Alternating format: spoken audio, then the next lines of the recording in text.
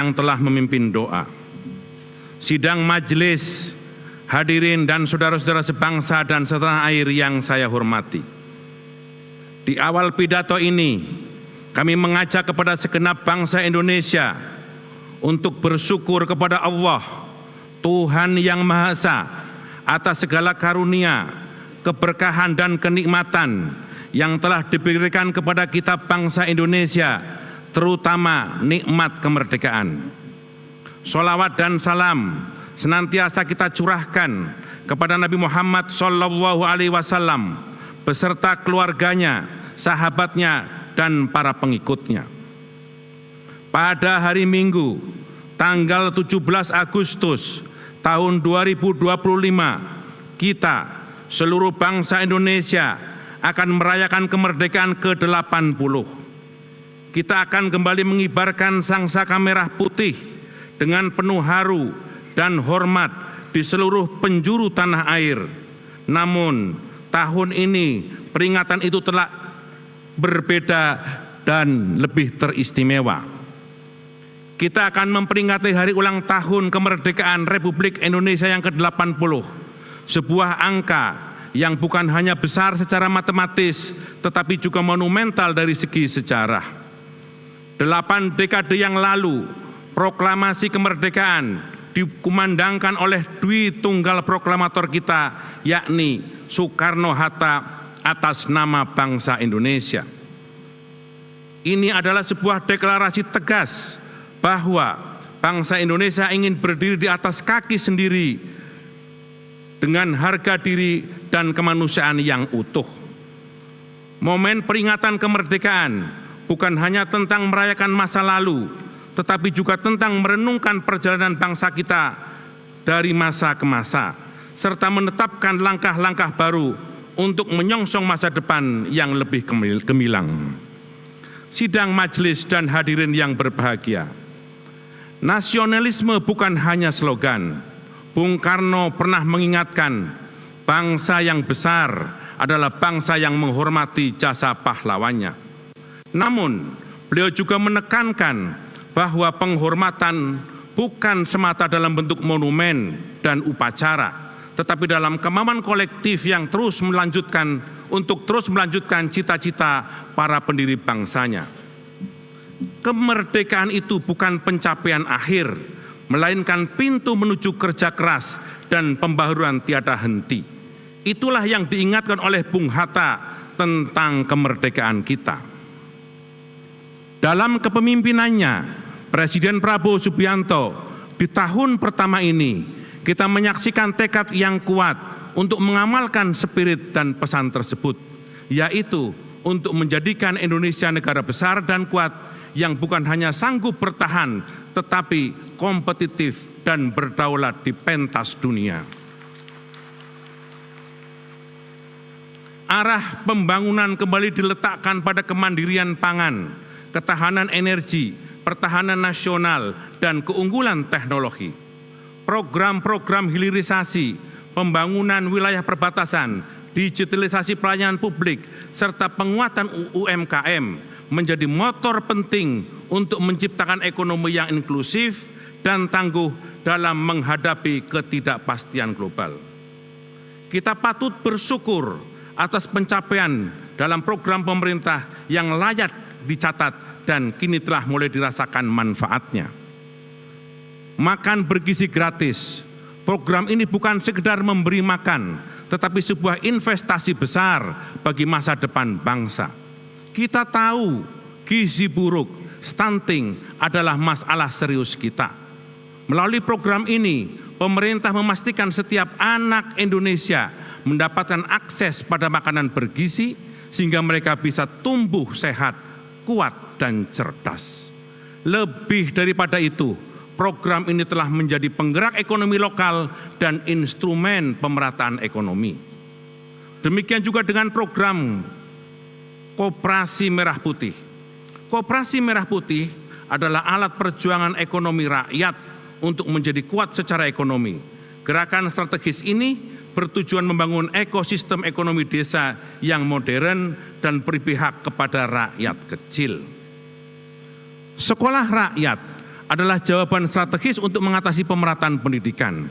Sekolah ini hadir khusus bagi anak-anak dari keluarga yang kurang mampu, yang selama ini sulit mengakses pendidikan yang berkualitas. Sekolah rakyat menjadi jalan keluar yang membuka kesempatan bagi setiap anak bangsa untuk meraih masa depan yang lebih baik. Program pemeriksaan kesehatan gratis merupakan wujud komitmen pemerintah untuk memastikan setiap rakyat memiliki hak atas tubuh yang sehat. Dengan pemeriksaan gratis dapat mencegah penyakit sejak dini dan memastikan masyarakat mendapat pelayanan yang layak. Dengan kata lain, kita kini telah melangkah pada jalur yang benar. Sidang majelis dan hadirin yang berbahagia, pada momentum peringatan ke-80 kemerdekaan Republik Indonesia, ternyata kita hidup di dunia yang masih penuh dengan penderitaan dan kehilangan. Di tengah kebahagiaan kita, jutaan manusia di belahan bumi lain justru kehilangan hak-hak dasarnya, yakni hak untuk hidup, hak untuk memiliki rumah, bahkan hak untuk menyambut masa depan. Saat ini kita menyaksikan ketegangan yang meningkat di berbagai belahan dunia, seperti di Timur Tengah, khususnya antara Iran dan Israel. Kita juga menyaksikan konflik berkepanjangan dan kebiadaban yang memenuhi syarat unsur genosida di Gaza, Palestina.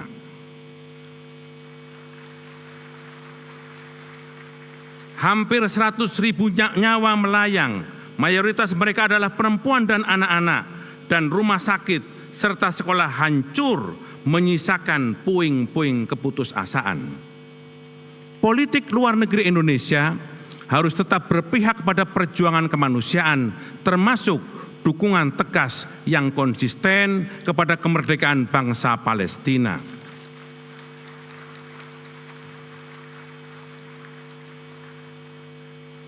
Kita telah membuktikan komitmen itu melalui berbagai forum internasional seperti Konferensi Asia Afrika, Gerakan Non-Blok yang menjadi monumen internasional dan kini menjadi inspirasi bagi banyak bangsa-bangsa di dunia. Oleh karena itu, MPR menyambut baik ikhtiar yang dilakukan oleh Presiden Prabowo Subianto yang selalu menyuarakan perdamaian dalam berbagai forum internasional tentang tata kelola dunia baru, termasuk dukungannya kepada kemerdekaan bangsa Palestina. Sebagai negara yang berpengaruh di ASEAN, kita mendorong untuk menjadikan kawasan ini menjadi kawasan yang damai dan saling menghormati kedaulatan bangsa dan negara-negara anggotanya.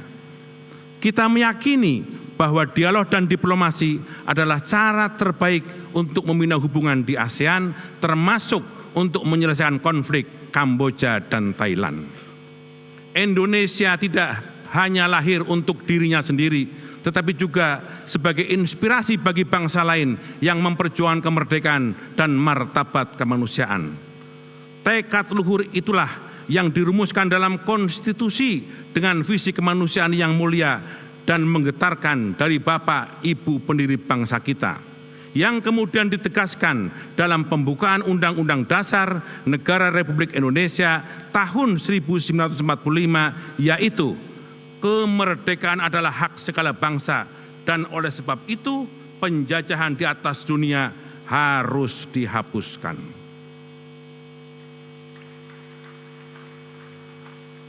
Sidang majelis dan hadirin yang berbahagia, Badan Pengkajian MPR dengan didukung oleh Komisi Kajian Ketatanegaraan telah menyelesaikan rumusan pokok-pokok haluan negara atau PPHN. Maka pada tanggal 6 Agustus tahun 2025, dalam rapat gabungan yang dihadiri oleh pimpinan fraksi dan kelompok DPD, Badan Pengkajian MPR telah menyampaikan hasil rumusan awal PPHN. Terkait dengan hal tersebut, kami mengajak kepada segenap lembaga-lembaga negara, akademisi, tokoh-tokoh masyarakat, organisasi kemasyarakatan, dan seluruh lapisan masyarakat Indonesia untuk menyampaikan pandangan dan pendapat untuk memberikan masukan terkait dengan konsep PPHN tersebut. Sidang majelis dan hadirin yang berbahagia, peringatan kemerdekaan bukan sekedar seremoni, peringatan ini menjadi ruang refleksi dan evaluasi moral dan konstitusional. MPR mengajak semua elemen bangsa untuk meneguhkan kembali komitmennya terhadap agenda pemberantasan korupsi, kolusi, dan nepotisme atau KKN. Sebagaimana yang diamanatkan dalam TAP MPR nomor 11 tahun 1998 dan TAP MPR nomor 8 tahun 2001. MPR mengapresiasi upaya yang sungguh-sungguh yang dilakukan oleh pemerintah dalam menindak tegas kasus-kasus korupsi melalui aparat penegak hukum yang semakin tegas. Ini langkah awal yang patut didukung dan konsisten oleh semua pihak. Sebab korupsi bukan sekedar kejahatan hukum dan finansial. Ia adalah pengkhianatan terhadap ruh kemerdekaan dan demokrasi. Ia merusak legitimasi negara dan menghancurkan harapan masa depan. Ia menodai ruh kebangsaan kita sendiri. Etika kehidupan berbangsa sebagaimana tertuang dalam TAP MPR nomor 6 tahun 2001 harus diwujudkan dalam perilaku politik yang jujur, pemerintahan yang bersih, hukum berkeadilan, serta budaya ilmu dan ekologi yang berkelanjutan. Sidang majelis dan hadirin yang berbahagia, pada tanggal 18 Agustus adalah Hari Konstitusi, hari ketika Undang-Undang Dasar Negara Republik Indonesia tahun 1945 ditetapkan sebagai konstitusi negara kita, tak lama setelah proklamasi kemerdekaan dikumandangkan. Peringatan ini adalah saat yang tepat untuk menghayati bahwa konstitusi kita bukanlah sekedar dokumen hukum, melainkan konstitusi yang hidup dan memastikan kita tetap bersatu sebagai satu bangsa yang utuh. Sebagai konstitusi yang hidup, Undang-Undang Dasar kita harus terus dikaji supaya ia tetap relevan sepanjang zaman. Sidang majelis dan hadirin yang berbahagia, Indonesia adalah negara dan bangsa yang kaya. Namun sebuah bangsa yang besar tidak akan membiarkan kekayaan itu hanya dinikmati oleh segelintir orang.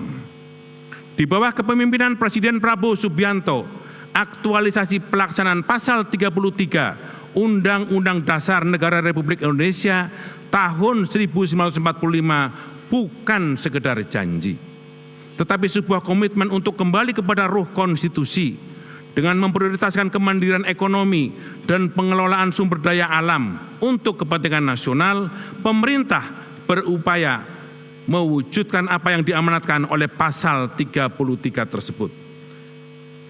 Inilah mengapa para pendiri bangsa kita merumuskan sebuah pasal yang luar biasa visioner, yaitu pasal 33 Undang-Undang Dasar 1945. Sidang majelis dan hadirin yang berbahagia, MPR saat ini memiliki 3 peran utama, yaitu sebagai rumah kebangsaan, pengawal konstitusi, dan penjaga kedaulatan rakyat.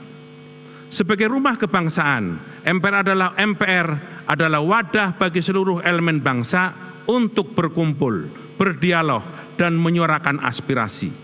Disinilah berbagai perbedaan disatukan dan titik temu ditemukan demi kepentingan bersama. Selanjutnya, sebagai pengawal konstitusi, MPR berfungsi menjaga dan memastikan nilai-nilai konstitusional terus hidup serta diterapkan dalam setiap aspek kehidupan berbangsa dan bernegara. Dan sebagai penjaga kedaulatan rakyat, MPR berupaya memastikan setiap kebijakan negara selalu berpihak kepada rakyat, karena rakyatlah pemegang kedaulatan tertinggi di negeri ini. Oleh karena itu, sebagai representasi seluruh elemen bangsa, MPR memiliki tanggung jawab strategis dalam menjaga arah dan moral kebangsaan. Basis kekuatan Indonesia adalah ikatan-ikatan persatuan, kerukunan, kegotong royongan, kebersamaan sebagai satu kesatuan. MPR memiliki tanggung jawab besar untuk menjaga dan memelihara ikatan kebangsaan ini. MPR bukan penafsir hukum positif, melainkan penjaga napas konstitusi agar tetap hidup dan membumi. Caranya dengan membudayakan nilai-nilai luhur kebangsaan melalui 4 pilar kebangsaan dan bernegara, yaitu Pancasila, Undang-Undang Dasar Negara Republik Indonesia tahun 1945, Negara Kesatuan Republik Indonesia, dan Bhinneka Tunggal Ika. Oleh karena itu, konsistensi dalam mengamalkan 4 pilar bukan sekedar menjadi kewajiban, namun menjadi benteng yang membuat kita kuat, tetap kokoh dalam menghadapi berbagai tantangan dan dinamika global. Disitulah letak daya tahan kita sebagai bangsa, disitulah fondasi Indonesia maju, dan disitu pula lah kita akan terus melangkah dan bertahan sampai kini dan yang akan datang. Sidang majelis yang berbahagia, sebelum mengakhiri pidato ini, izinkan kami membacakan 3 buah pantun.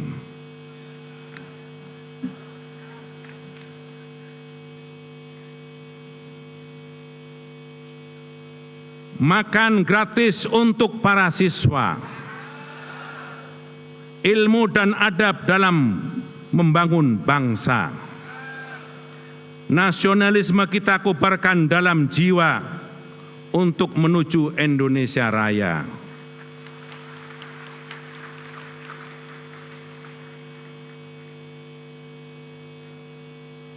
Indonesia kaya akan sumber daya, asta cita untuk Indonesia tercinta, dan antara optimalkan aset negara menuju masa depan yang cerah dan sejahtera.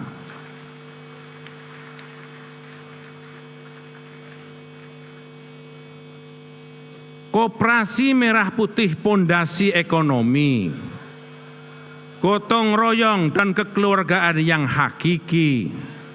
Prabowo Subianto adalah pemimpin sejati untuk Indonesia Raya yang tetap abadi.